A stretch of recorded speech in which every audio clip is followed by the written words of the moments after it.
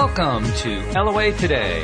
I'm Walt Thiessen here with Daniel Mangina. Today is Tuesday, February the 11th, 2020. It's 4 p.m. New York time. And wherever you are in the world, thank you for joining us for another episode of LOA Today, your daily dose of happy. Unhappily, Alex can't join us today. They have no power. They have no power on the Cape. I mean, that's not a good thing. Hopefully that'll get cleared up for her tonight. Otherwise, it's going to be a really cold night. But we're going to hold out the positive thoughts of warmth. Daniel, you got warmth down there. Let's send some warmth up to the Cape so that she can be warmed up. I haven't actually got that much warmth, actually. It's actually a bit, it's been gloomy. It's really funny. I'm a little bit like, why am I here? I'm here for the sun. Olga's not been able to sunbathe, so she's been unhappy about that. Oh my goodness. So I've been double dipped. And I've been wearing sweaters. Wow. I've been wearing. In Mexico. It's not cold enough to wear a sweater, but I'm so used to it being really warm. Right. That when it's not, it's like maybe 18. Wow. That's a centigrade. Yeah, that's centigrade. It's not 18 up here, but that's Fahrenheit. Yeah. It's a different measurement. Yeah. But yeah, 18, that's fairly cool for down there. I mean, yeah, wow. It's been like that, and it's been gloomy, like it's been overcast. The sun popped out yesterday, but we'll see. Well, we'll just try to just brighten everything up through what we talk about, because what you focus on, that's what you tend to attract more of. So we'll just brighten everything up, and the sun will come out, and everything will be good. And it won't need to wait till tomorrow. And I will reverse my gloomy outlook. My references to the gloominess, and I'll be like, oh my goodness, there is a sun and there are clouds, which is nice. There you go. Find that silver lining in those clouds. I can see it. In fact, the more clouds are up, the more silver linings. There's the rephrase. Look at all of those silver linings. I love it. Silver linings. You got so many silver linings there, and it's blinding. All of the sunlight bouncing off those silver linings. It just comes right down. I can't see it. All of the silver. Oh, that's funny.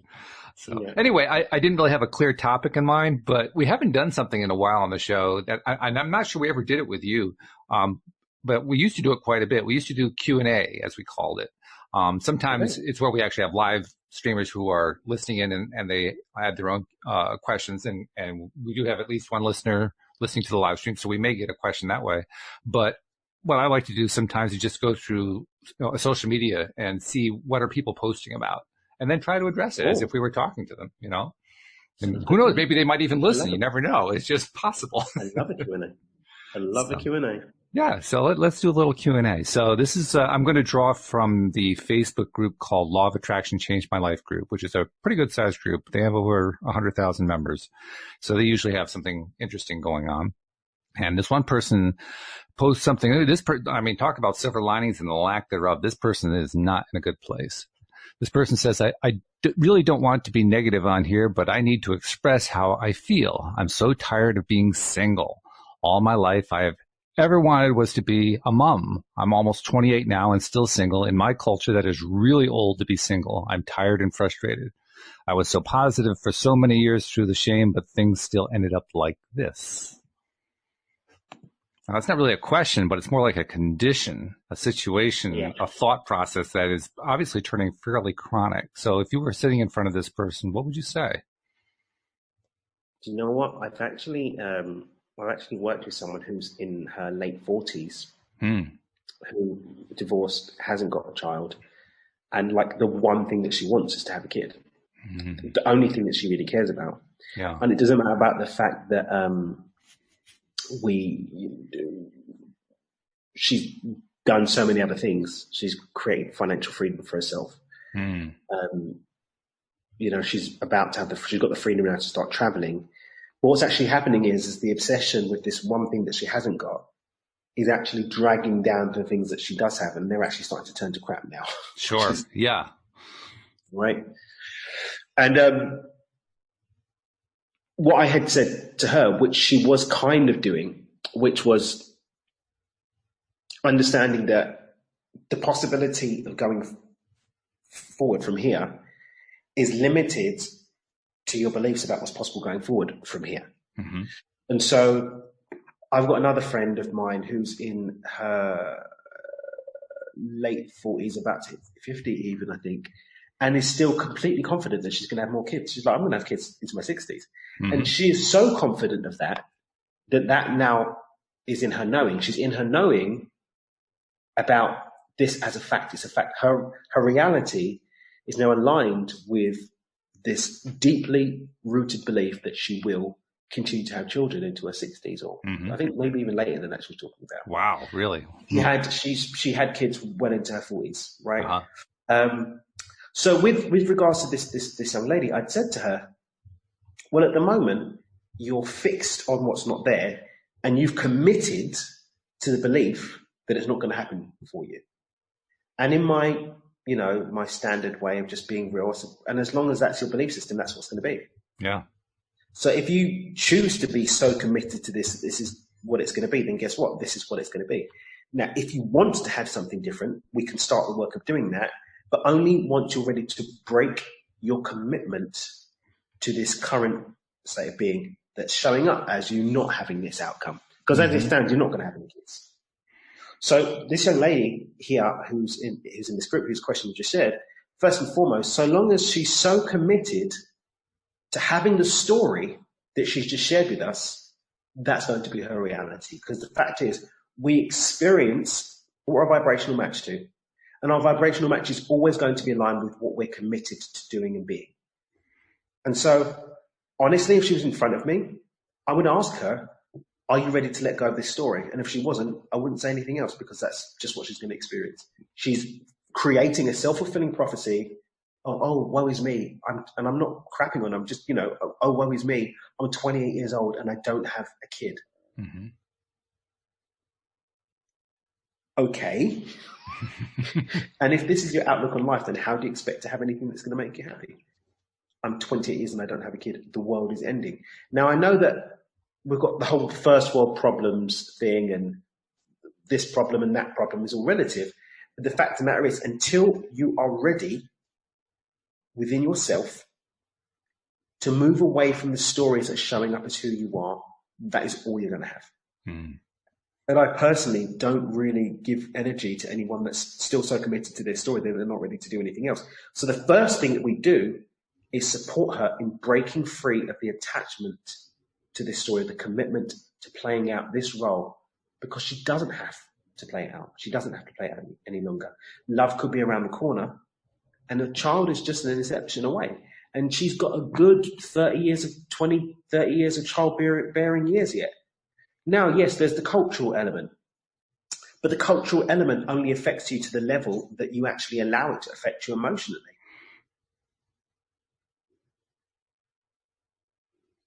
And that's where I would go first. Yeah, I agree with you. In fact, I had very much the same reaction when I saw what she had posted, and a couple thoughts occurred to me. First, that cultural factor for a lot of people is a really, really big deal. And it's an interesting thing that we're going through as I'll call it a world society. I mean, really, it's a collection of societies and communities and so forth, but I'll treat it as one society for the moment and say there's a shift that is going on, and it's going on, I would say, primarily because of the internet, because of the fact that everybody is now interconnected and we all can learn more about each other and, different cultures and all that kind of stuff. And because of that interconnectedness, people like us who talk about what we talk about here, we are just through what we talk about, through what we believe, through what we feel, and through that interconnectedness of the net, we are having an influence on these other more traditional viewpoints. And it's creating almost a counter pressure, if you know what I mean. It's creating a counter pressure, and there's a lot of pushback. I mean, the communities that have these traditional belief systems are pushing back. They're saying, "Oh, no. This is the way we've always done things." So people find themselves caught in the middle of that. So not only is she dealing with the fact that her culture is saying, "Well, you should be pregnant and have children by now," but she's also dealing with this dynamic going on with the world culture, and she's trapped in the middle of it. And that mentality of being trapped, I imagine, I'm kind of projecting here, but that mentality of being trapped is contributing, I suspect, to her frustrations. That now, she knows on the one hand, there's this group, the Law of Attraction Changed My Life group, lots of people talking about take control of your life there. On the other hand, she's got her local family and friends and influencers and so forth who are all saying traditional, traditional, traditional. And that creates tremendous amounts of cognitive dissonance. It creates just huge confusion in the human mind. So, I mean, on the one hand, it's a tremendous opportunity to say, hey, shoot, maybe I should start changing my mindset. On the other hand, it's a tremendous opportunity to remain totally trapped and totally frustrated by the fact that you got two directions that you're being pulled in. And you know what? It's not easy. No, I did a video about this a little while ago, like maybe a week or two ago. Like, this is not the easy path. Anyone that joins these Law of Attraction Today groups or the Neville Goddard groups or whatever, any, the Abraham Hicks groups, if you come to any of these or you're listening to this radio show right now thinking that this is going to be the easy path for you to change your life and you're going to be able to snap your fingers and magic's going to happen, I'm sorry to break it to you, but that's not the way it is. And that's not because this is not an easy work or an easy flowing way to live your life. It is. This is the most peaceful, joyful, flowing, graceful, amazing way to live life. I agree. But stepping into that and breaking free of who you are now so that you can actually live in integrity to these principles and these ways of living, there's a lot of energy required to break the stories that you've been associated with, to shift your mindset to a completely new paradigm and a way of thought and a way of doing and being, to break away from blame and step into self-responsibility. That leap is often not an easy one. And so this young lady, she's got work ahead of her. And that work doesn't start with showing up in the group. It starts with being ready to show up for you. With recognizing that even though right now you feel, oh, woe is me, and I'm not talking about suppressing, right? I'm not talking about pretending things are differently, but expressing your dissatisfaction from a state of self-power is a very different proposition from expressing your dissatisfaction from a state of this is all that's wrong and I don't see a way out of it. Does that make sense? It does make sense. And in fact, I would even perhaps make a little bit stronger statement. It's the difference between saying I have the power to get out and I'm dissatisfied with where I am versus I am a victim of what I am right now. I am out of control. My outer external circumstances control me. Those are really diametrically different viewpoints. And I think it's important for people to understand that the depth of victimhood shifts from person to person. It does. Right? And when we're talking about quantum leap, when we're talking about like a woman that I met in the Dr. Joe Dispenza retreat I went to in January, she had stage 4 cancer before the retreat and she doesn't have it anymore. Whew, wow. Right? I get shivers whenever I hear these stories. I just get shivers down my spine. She was in my group. We've connected. We've started to develop a friendship. I'm going to spend some more time with her when I go back out to the Middle East. But there was a level of certainty in her that broke the connection from the timeline that she was on before, where she had stage 4 cancer, to where she is now. Now, she was doing treatments and stuff like that, but we know people that do treatment and still pass on. Right? Before the retreat, we're talking about cancer got into her bones to the point that she's French Moroccan descent, Muslim faith. She couldn't pray. By the end of the event, she was able to bend down and actually fully pray. She wasn't able to do that before. Now, it was a level of certainty that this was going to happen that translated into the result of it happening. Certainty does not show up in victimhood. Victimhood and certainty cannot exist in the same breath unless we're talking about certainty about being a victim. Yes. I cannot be certain of my ownership and responsibility to create change and on any level be a victim to circumstance. So if we're talking about making a quantum leap into an experience in our lives where we're actually dictating outcomes, we do not have any space in that story for stories of being a victim on any level. Not, but, or even most of the time, or sometimes, if only I would be, but I'm justified. No, you have to put all of those stories aside and stand fully in integrity to the commitment to be that new person, to be that person with agency, with self-dominion. Only then can any outcome show up for you. Otherwise, you're leaving the door open to your subconscious programs, to your old patterns, to your old stories. If you want to do something new, you have to let go of everything old.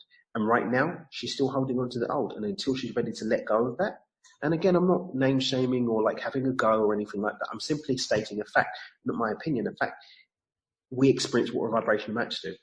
And that story still shows or demonstrates a vibrational match to the victim story on some level. And let's be perfectly honest, it takes a lot of courage to take that position, particularly if we've been trained from childhood or earlier to be the victim, to follow the way that the society teaches us to be, and to basically look outside of ourselves for cues rather than looking internally and so forth. When you have years and years of that kind of training, it takes a tremendous amount of courage to say, you know what? I'm going to start relying on myself, who up until now I have not allowed myself to be. That's hard. Yeah, it is. And again, well, we're letting the people know this is not the lazy man's path. Yeah, no kidding. Right? And that's in a generation with social media and global communications and all sorts of networking and all of that, the popularization of the popcorn variation of these fundamental truths have, in some circles, evolved this idea that I'm going to snap my fingers and I'm going to say one thing every day for 30 days and then my life's going to completely change. No, saying one thing every day for 30 days can support me making the choice to be different. Yes. Doing those three things can support me in showing up to be different. Doing my rampage every morning isn't what creates the shift. Doing my rampage every morning is what opens me up to a new vibrational frequency, which is what allows me to experience the shift. That is the difference. There is still a choice. There's still a shift. So let's talk about some of the ways that we can take that charge. Okay, I'm in this very weak position. I have always been trained to be in this weak position. I have never really believed in myself, but on some level deep down inside, I recognize, okay, I do need to take charge of my own life, and I don't know how to do it. Where do I start? Well, this is what my work's all about, as you know. It's all about disrupting the status quo and what we do.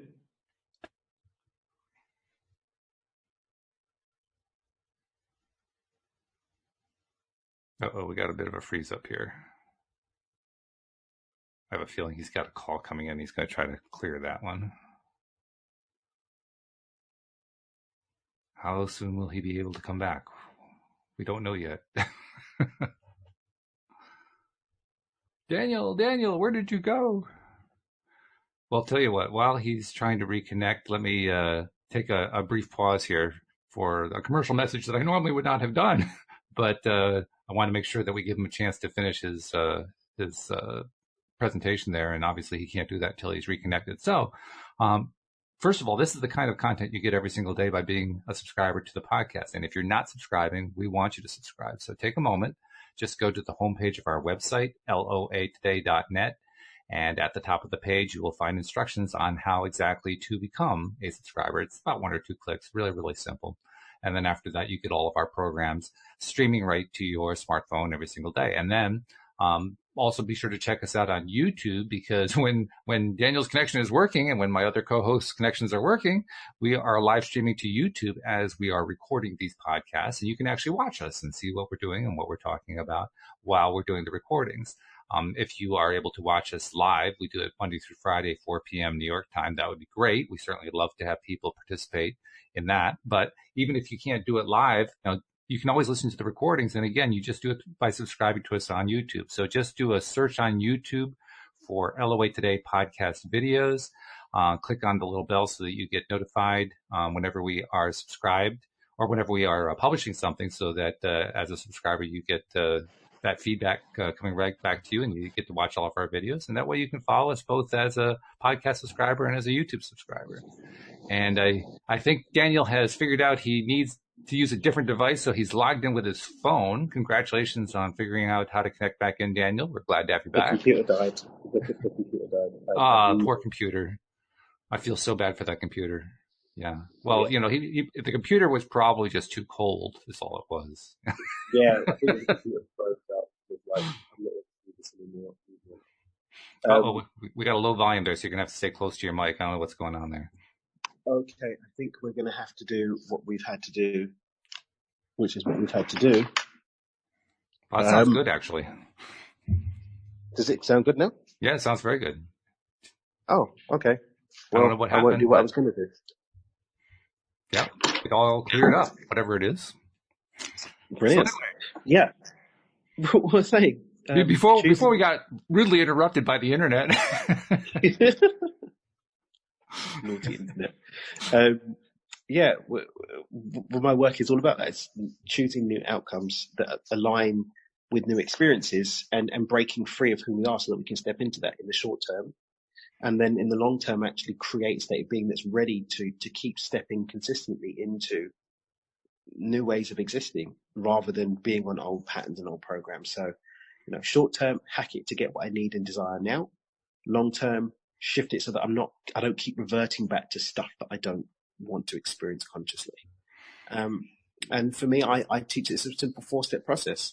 But that 4-step process has got work involved in each step of the process. But as you navigate those steps, you do keep expanding, you do keep growing, and then you can actually have something else.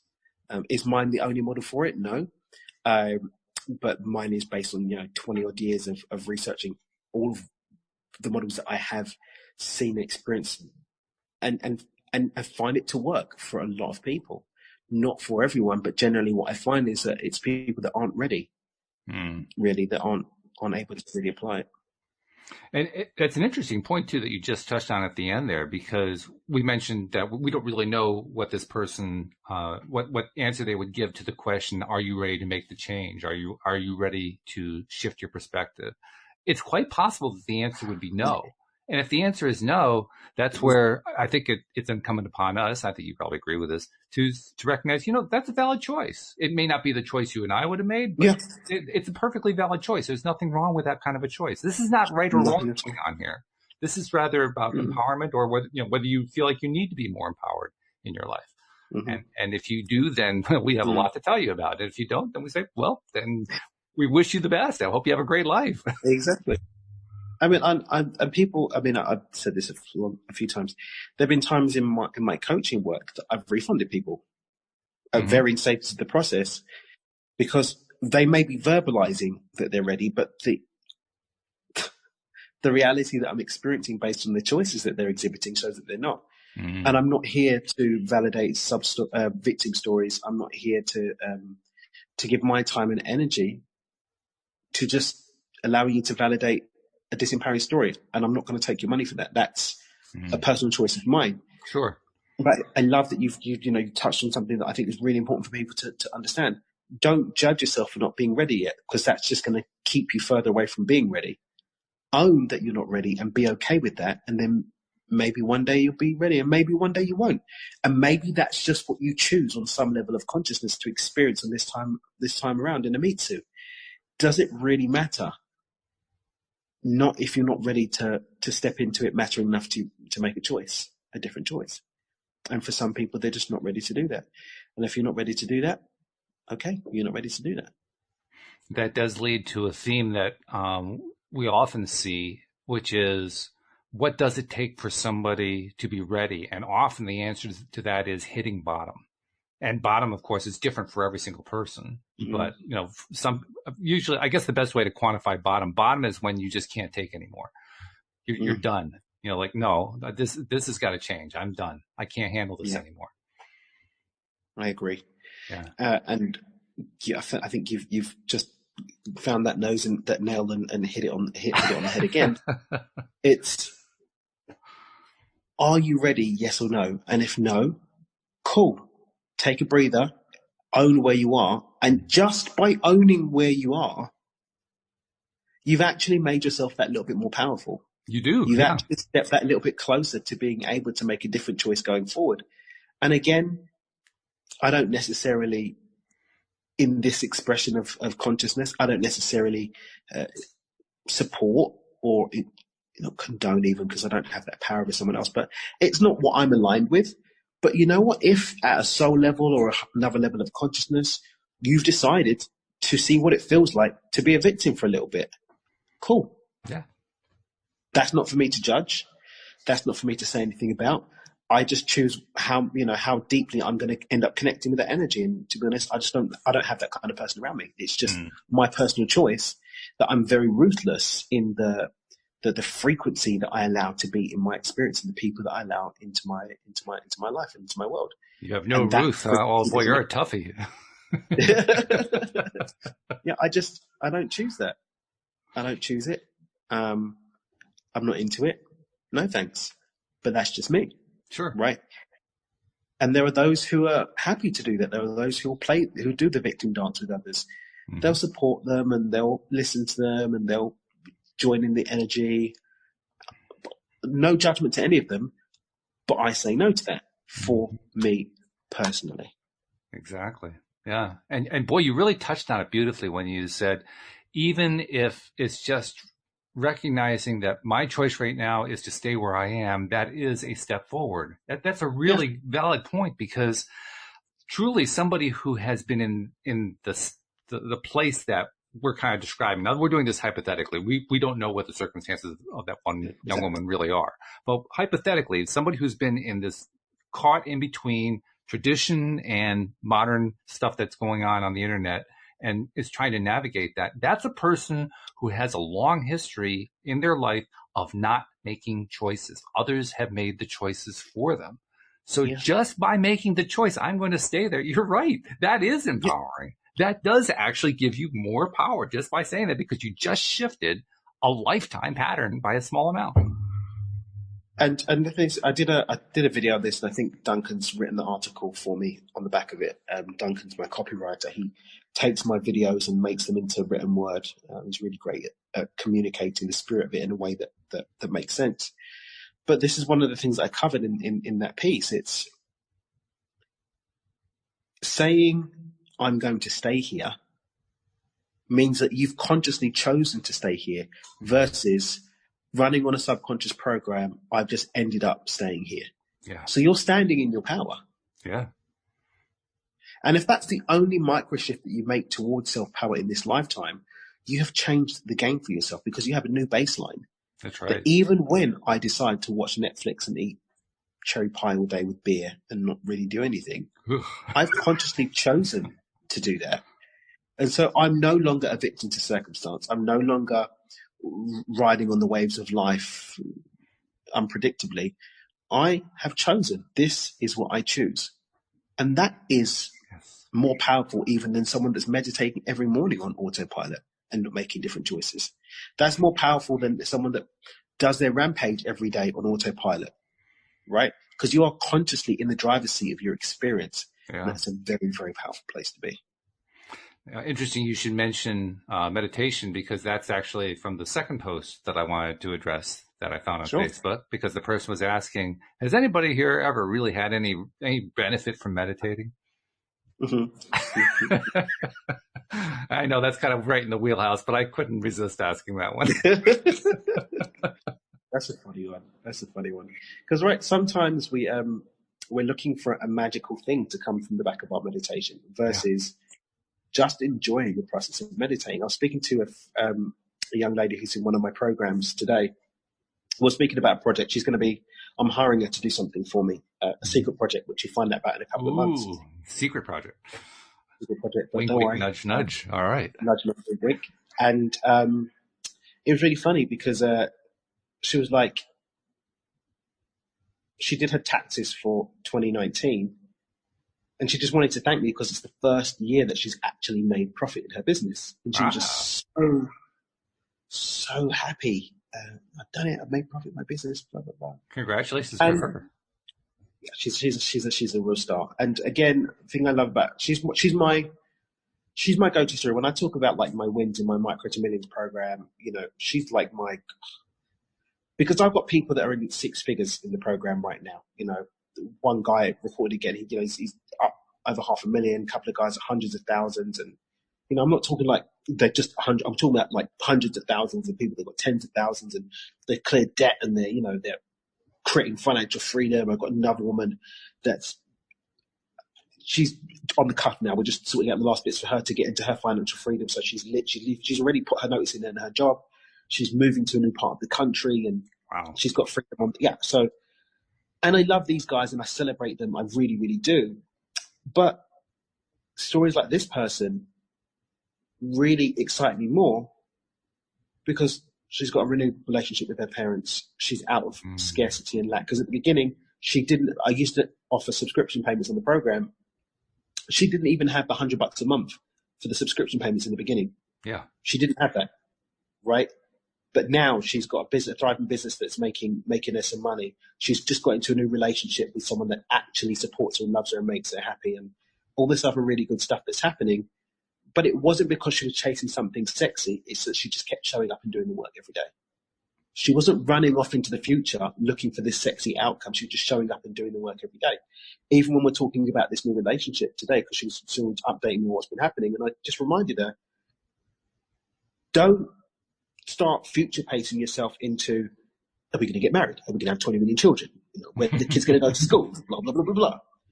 Just focus on enjoying the experience as it is right now and having the fullness of that experience every day.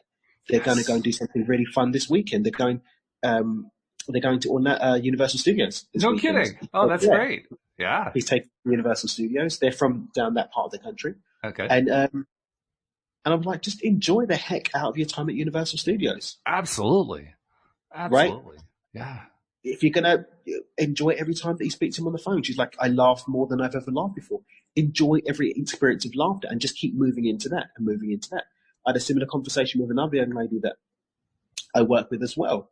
And again, she's been having a long-distance relationship with a guy that her first love from high school. Wow. They've reconnected after 20 years. Oh, my. One of those stories, yeah. He's in one state, she's in another. He's about to visit. She started to panic. And I said, well, panicking is future pacing yourself into an outcome that you're not sure about or that you don't want, and bringing that emotional state into the now. So why not just focus on this next trip and having the best time on this next trip, and then focus on the next time that you're talking. Focus on enjoying that conversation. The next time you see each other, focus on enjoying that connection and leaving both of you leaving that connection more filled up, more nourished, and with more love for each other. Just do that consistently, you're going to be okay.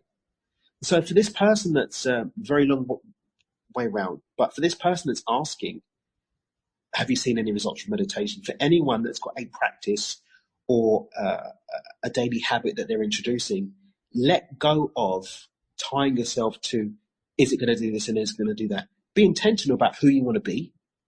Detach from this being the way that gets you there, and just ask yourself, do I enjoy this practice? Here and now. If I got nothing from this, would I do it? If nothing came of it, would I give my time, my energy, my essence to this practice? And if the answer is no, don't do it. And if the answer is yes, keep doing it and keep doing it again. And as we both know, when people post these things on Facebook or other social media or just ask friends or whatever, very often it's because they just haven't even tried it themselves. They're trying to pre-filter it. Should I even give this one a try? And I think what you're saying is, and I agree with this, is give it a try. If you don't like it, you don't like it. You can move on, but try it once. Just see what you get. You're basically trying to make a decision without data. That doesn't work very well. Just give it a try. Like, life is full of all these wonderful experiences that we offer the opportunity to step into. Try them. Yeah. See what happens. And if you don't like it, try something else next time. And if you do like it, I was one of those people who tried meditation and didn't like it and had no success with it at all. Okay, so you know what I mean. I mean, it's a frustrating place to be in. Everybody's talking about meditation. You try it, like, well, I can't even control where my mind is going, and I'm not getting anything out of this. What a waste of time this is. I mean, and then everybody's saying, oh, I get so much benefit out of it. And I feel like, what the heck's wrong with me? Oh my God, everybody else can get benefit, but I can't. And all of that, like you said, all that pre-filtering, all of that post-filtering, all that filtering and assigning importance and getting all of that, any of this junk is doing is pulling you out of the now and pulling you out of a space where you can actually freaking just enjoy life. Like, who cares what you get from meditation if you don't enjoy yourself doing it? Who cares what you get from your practice if it's not leaving you filled up? Like, who cares? Do what feels good. and does no harm to others, and let that be your practice. Living a life that you actually love, doing things you actually enjoy on a consistent basis, and watch your world change. That's the thing. I learned that message from Abraham Hicks. And when Abraham Hicks said that, and I got what they were saying, I got it, that don't worry about outcomes, don't worry about anything else. Just what's the next thing that you would, even if it's not something that you're doing that you like, what's the next thing that you can think of that you like? What's the next thing that comes to your mind that you like? And if you're sitting there and you can't think of anything, then go back to a basic. I've got a roof over my head. I like that. I'm glad I got a roof. It may not only be here for the next 2 weeks, but I got a roof. It may only be here for the next moment, but I've got it right now. By the time the next moment comes, it's got its own situations to deal with. Let's deal with right now. Right now it feels good, so I'm going to celebrate that. And guess what? That celebration sets you up your frequency so you can have more stuff that feels good and more stuff that feels amazing, more stuff that feels lovely. And that was the part that was actually hard to believe. I mean, I allowed myself to believe it because I decided to trust what Abraham Hicks said. But deep down, there was a part of me that said, this is just a bunch of wasted motion. It's not going to actually get better. It's not going to actually improve things. But, well, at least I'll feel better for the moment. It's not going to make anything different. And you know what? For the longest time, it didn't. Not surprisingly, because I believed it wouldn't. It's like, oh, yeah, right, forgot. Did you mean a self-fulfilling prophecy, maybe? Self-fulfilling prophecy? You think so? Maybe, potentially. But, I mean, all of these things, right, all of this stuff, it's just recognizing or having the opportunity to connect with the reality that what we're experiencing is just what we're choosing on some level being made manifest as an experience. Yeah. That's it.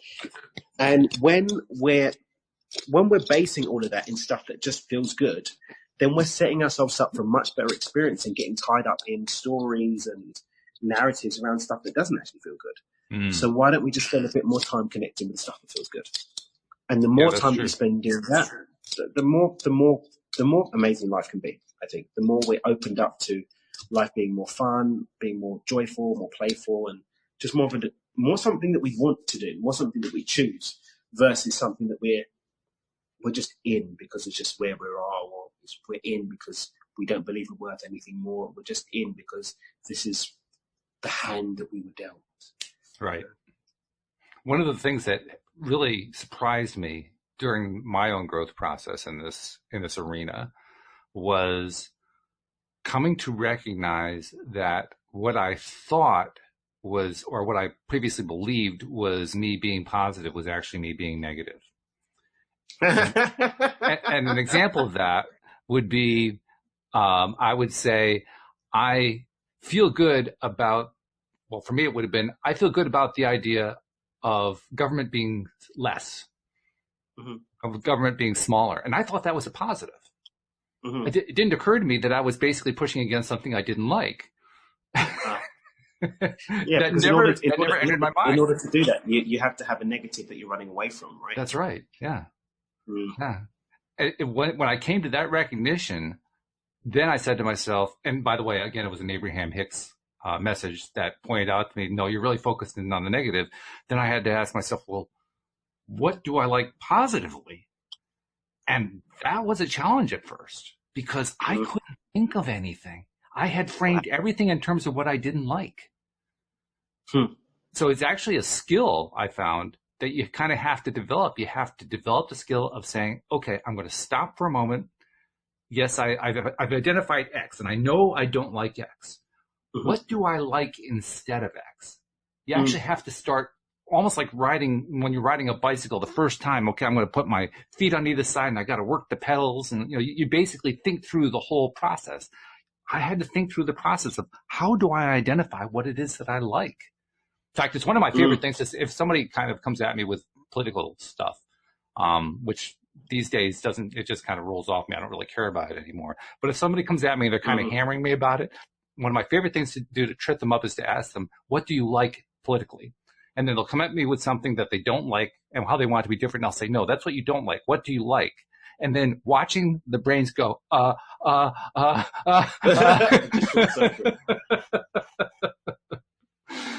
just because they're not used to it. and I think it's not just politics. It's like wide ranges of fields in human endeavor. We spend so much time and effort focused on what we don't like and convince ourselves that because we're saying that we don't like it, that we're expressing what we like.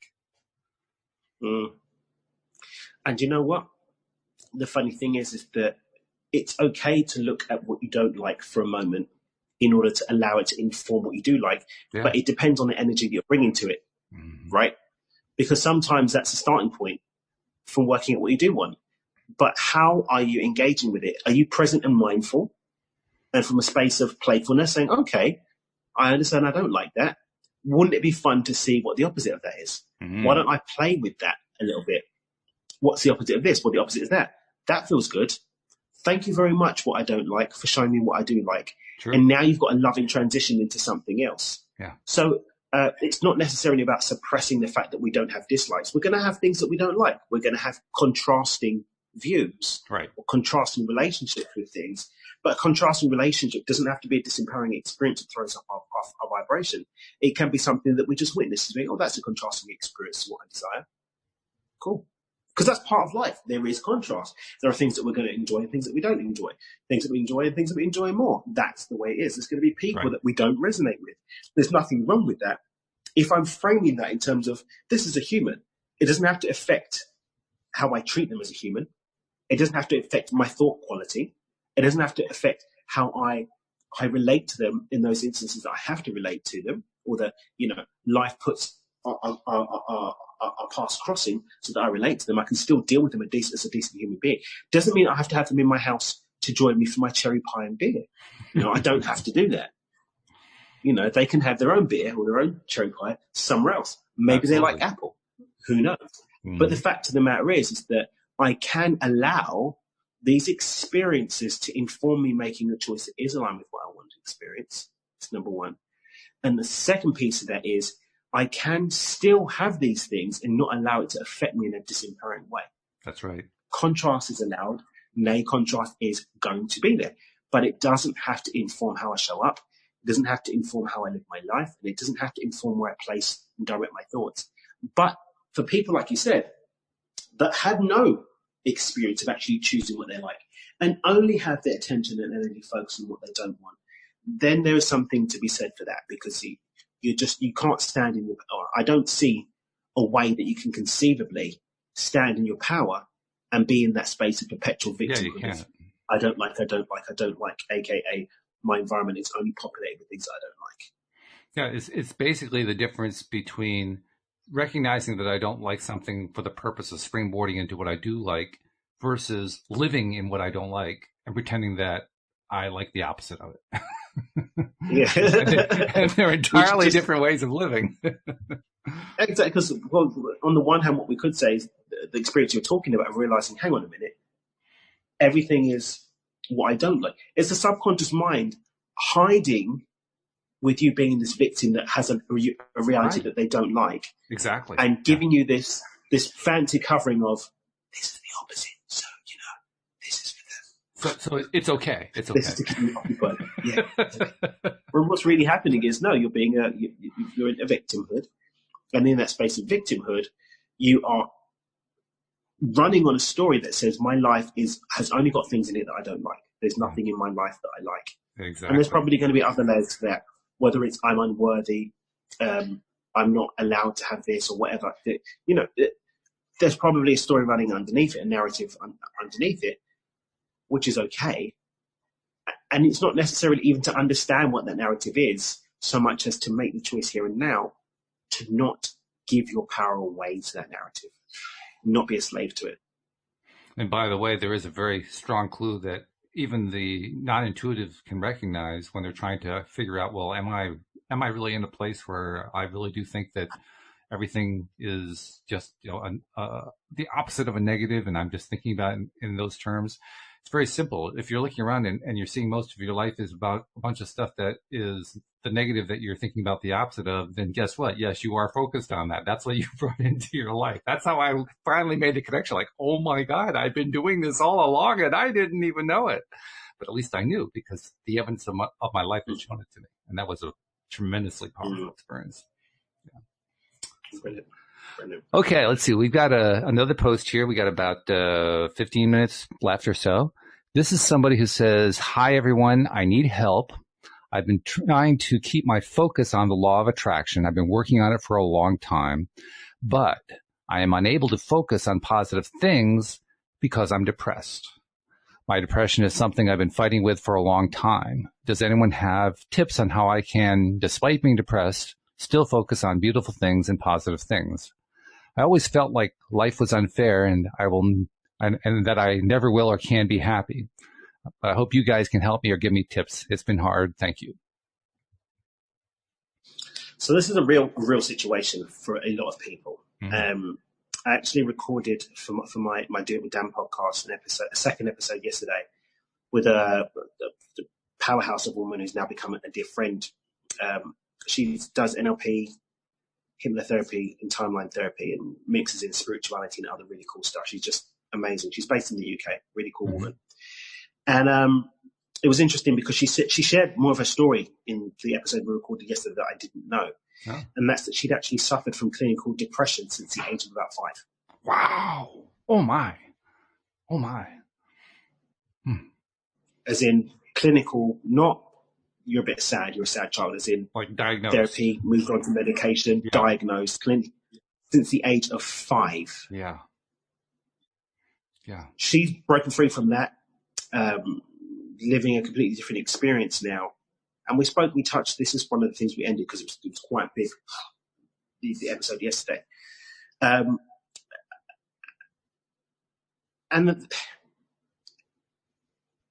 me, beyond intention, my model, it came from the pits of suicidal depression for myself. Mm-hmm.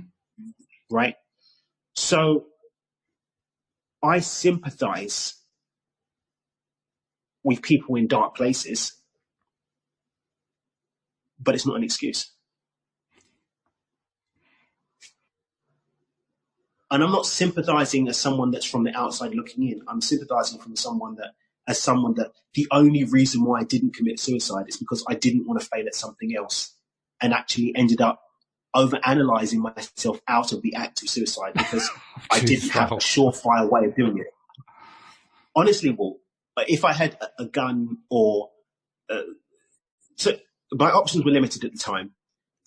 I overthought of the fact that I've seen people with cuts on their wrists, so that wasn't a surefire way, and I didn't want to half do it and then be rescued and then be that guy that have another thing, right, that I failed at. I have to congratulate you. I mean, that's the first time I've ever heard of a real use for overanalyzing. That's really pretty powerful. This is it, basically. If there was any way, if I could have jumped off a bridge, I would have done it. Mm-hmm. Right? It was just I was limited in my choices, and so I just can't accept that this is an excuse. And I do genuinely feel that this person isn't speaking from a space of excuse. They're genuinely speaking from a place of wanting to make change. Mm-hmm. And so what I'd say to them is, forget about trying to feel good right now and focus on dealing with this underlying challenge, which is going to keep sabotaging your movement forward anyway. And there are strategies available to effectively deal with the deepest and darkest of depressive states and depressive states of being. It is not something that you have to suffer with. Mental health is not something that should be played with, I don't think at all. Far too many people are taking their life on the back of mental health challenges that don't need to do so. Mm. There are solutions that are available. I think it's sad that the medical profession right now just jumps into medication. I think it's, and just numbing people out. It makes me sad. Part and parcel, I actually was trying to do some work the year before last. I was working with some veteran institutions to work on doing something with veterans, because the thing is 22 veterans a day in the US are committing suicide, which I think is really, really sad. And none of this is none of these challenges are things that don't have an available solution. And so I would say, if the solutions that have been worked with aren't having success so far, check out timeline therapy. I found it to be really powerful in people I've spoken to. Working deeply with the mind in a coherent way, whether it's neurolinguistic based tools, getting in and addressing what the challenge is.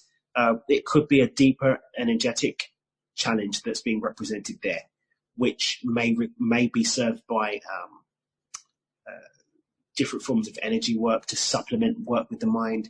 But I think with anything, it's important to understand that any outcome must be aligned on all of our levels of being. It doesn't matter if it's moving out of depression. It doesn't matter if it's moving into a new relationship, moving out of financial scarcity. It's still the same thing. I must choose it and decide to commit to it and decide to let go of the stories of who I am right now. Mm-hmm. I must accept that I'm responsible for creating this new outcome. I must get present, and in that state of presence, connect and align with a new vibration, a new frequency. And that connection piece, that clearing piece, sometimes is digging in and doing a lot of work.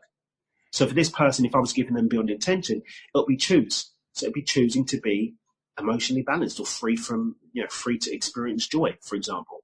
Then accepting that you do have the power to actually create this new outcome. You can do it. Mm-hmm. And then using and playing with a variety of different combinations of tools, specifically with the intention of breaking out of those patterns and getting back to the now. And there are tools to do that.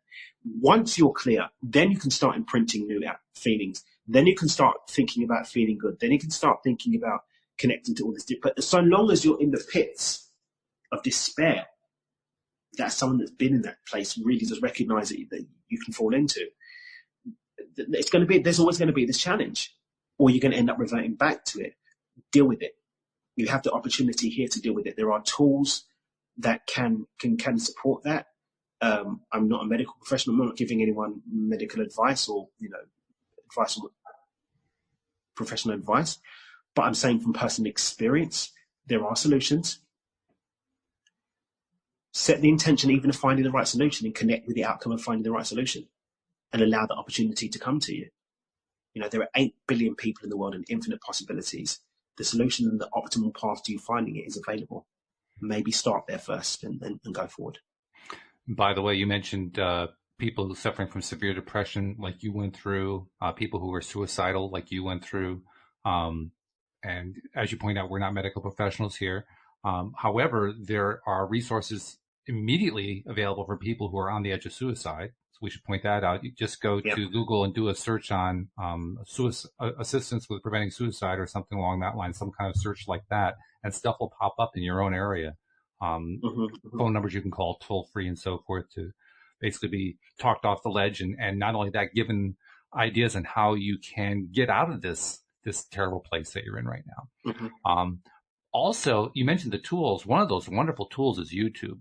And I say that not because of the tremendous numbers of videos from people like you and me and others who are talking about law of attraction and getting control of your thoughts and your feelings and so forth.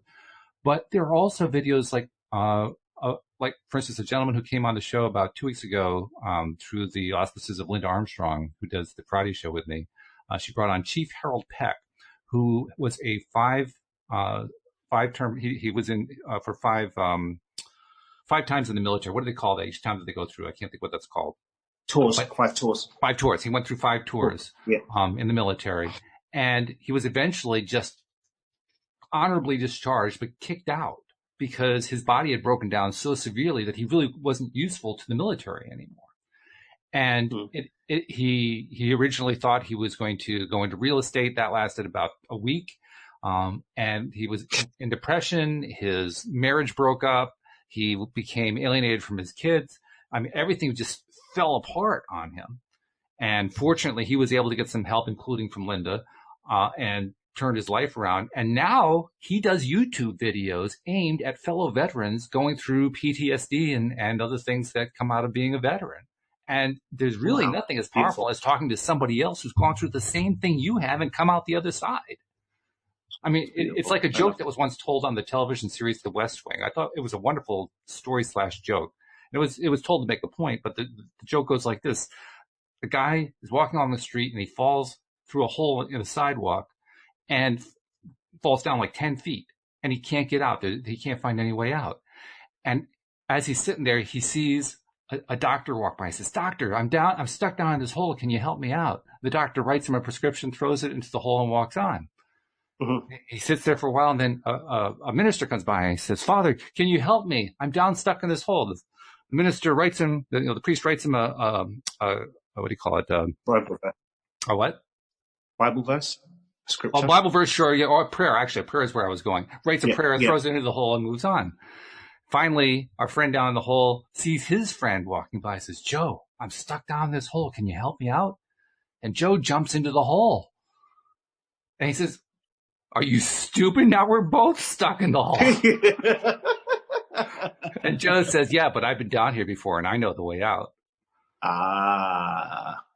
And that's the point. If you know somebody else who has similar circumstances to you, you can find them on YouTube who have found the way out. And that's why they're doing YouTube videos, to help other people like themselves find that way out. So if, for instance, you are ex-military dealing with PTSD or other issues, look up Chief Harold Peck.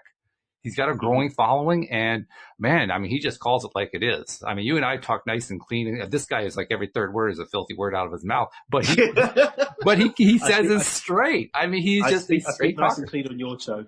You do. Nice and clean on your show. Well, that's because you're a gentleman. But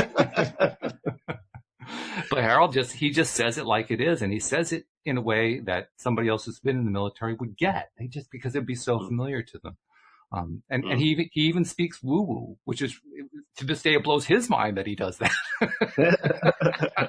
Amazing. So, yeah, definitely worth checking out to see. There are so many people on YouTube these days making their own videos, so why not find somebody who's got something similar to what you have, what you're dealing with, who came out the other side? Because they're not that hard to find, actually. So, just a thought. Yeah. So, well, those are our questions to address for the day. We've only got a couple minutes left. Do you want to tell people about anything upcoming with Beyond Intentions, or any of the work that you're doing, any videos you're putting out, anything like that? They just missed. Well, I'm halfway through. I'm doing a 4-day masterclass on abundance in my group, which is going fun. We just wrapped up day 2 today. That's been really fun. But I've actually got I've got a free video that you can get on my website, dreamwithdan.com. You can go on the front page, or you can go dreamwithdan.com/HMM, Harmonious Money Magnet. And it's 3 secrets to becoming a harmonious money magnet revealed. So that's a really cool resource that we've put up now. So that's really cool. I'm adding more resources to the website now, but that's a really cool one at the moment. So dreamwithdan.com/HMM, or just on the front page, it'll bring up the little pop-up thingy that you can go and grab it. And let me know how you feel, how you find that. I think it'd be pretty cool to have some stories of people contacting the show and letting us know how they're getting on with that. But, absolutely. Yeah, we love hearing from listeners, whether you reach out by email or on Facebook or wherever else. Just reach out to us. By the way, tell them also you got the Facebook group. That's where you can actually always find out what you're putting out next, right? Because you're always announcing it there. Yeah. I mean, there wasn't much of a run up to this. I was literally I'd had quite a long week last week, and then me and Olga went to do some whale watching on Friday morning. Oh wow! And then we wrapped up on the boat, and we got back to the dock. And I was like, should we go and hang out on the beach today? I was like, do you know what? I had a really long week. I've done a lot of whole days of recording and loads of stuff. So I said, do you know what? I'm just going to take this afternoon off and just hang out on the beach. So we went to the beach club, and I was just sitting there, and I was like, do you know what? I'm going to do a masterclass next week. And I just did a post, sat there and decided to do a 4-day masterclass. Because normally I do a 5-day challenge, normally every few months or whatever. I do a 5-day challenge. I did 3 of them last year, and they were really, really, really, really powerful for the people that took part. But normally we do like a whole email series and all this fancy stuff. But no, this time I just literally hopped on. This morning I decided, what gift I'm going to give away every day for the people that sort of take part. And yeah, it's been great so far. We'll see. Last time I did a 5-day challenge on the money game in October or whenever it was, and the intention was just to manifest $10. One person did £27,000, another one $18,000, and another one. Most people, the average was between $100 and $2,000 that was manifested, but the intention was to create 10. But the funny thing, and I'll leave it with this. The funny thing, and I'll leave it with this and not drag on about it, but we didn't actually set the intention till Friday, and people started manifesting money on the Monday and Tuesday. Yeah. And it can happen exactly like that, just that quickly. It's amazing. Especially when I don't know what it is about small amounts. I guess what happens is in some way we just kind of open up our subconscious or something and we start believing in something we didn't believe in before, or something along that line. I've never figured it out, but there is something powerful about just going after a small amount.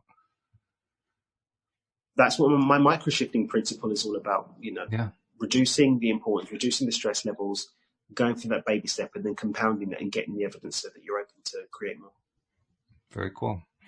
Well, my friend, we're going to be talking more about your book on Thursday because we kind of introduced it a little bit this past Thursday, but we're going to go a little bit more in depth. Brilliant. So I'm looking forward to that. I'll actually be more prepared this time, I promise. Fortunately, you gave me some clues, especially toward the end when you gave me that last story. Okay, now I know where to pick up on the book. Okay, so I'll go to the next. So thank you very much for that. Brilliant. Appreciate it. But hopefully Alex will be back and we'll be doing it again on Thursday. So looking forward to that. Thank you, live streamers. Thank you to our podcast listeners as well. Without you, we would not have a podcast. We're so grateful for you. We'll see you all next time here on LOA Today. Goodbye, everyone.